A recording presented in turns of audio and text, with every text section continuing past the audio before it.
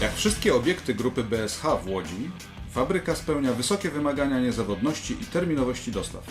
Produkcja zarządzana jest w oparciu o światowe trendy, których celem jest podnoszenie efektywności przy zachowaniu surowych norm jakości i ochrony środowiska. Kilka lat temu część linii produkcyjnej została zautomatyzowana. Firma Astor była jednym z partnerów modernizacji.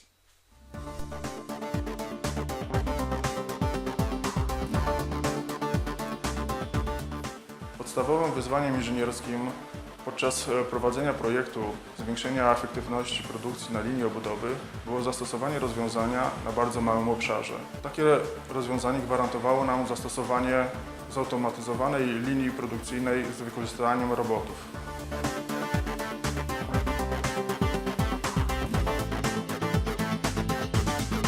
When you look in our factory, you will see that this factory is not extremely automized. So we are, especially as a company, using the opportunities of very competitive salaries in Poland.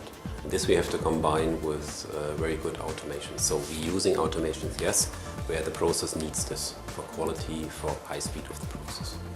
But mainly we are, of course, working this together with the qualifications of the people. W pierwszym etapie zainstalowany został robot serii FS o nośności 10 kg. Następne 2 etapy to kolejne 3 roboty. Cena współpracy z Astorem jest bardzo wysoka. W wszystkich tych etapach modernizacji Astor towarzyszył nam za każdym razem. Również wsparcie techniczne w przypadku problemów, które oczywiście pojawiają się, jest na bardzo wysokim poziomie. Czas reakcji jest bardzo szybki. Podczas wyboru dostawcy systemu robotyki wzięliśmy pod uwagę bardzo ważne dla nas aspekty, takie jak jakość, niezawodność oraz szybki czas zwrotu inwestycji. Kiedy zacząłem tutaj pracować, wszystkie czynności wykonywane teraz przez roboty były wykonywane przez człowieka. Wprowadzenie robotów na obszar obudowy poprawiły jakość i standardy pracy oraz jakość samego produktu.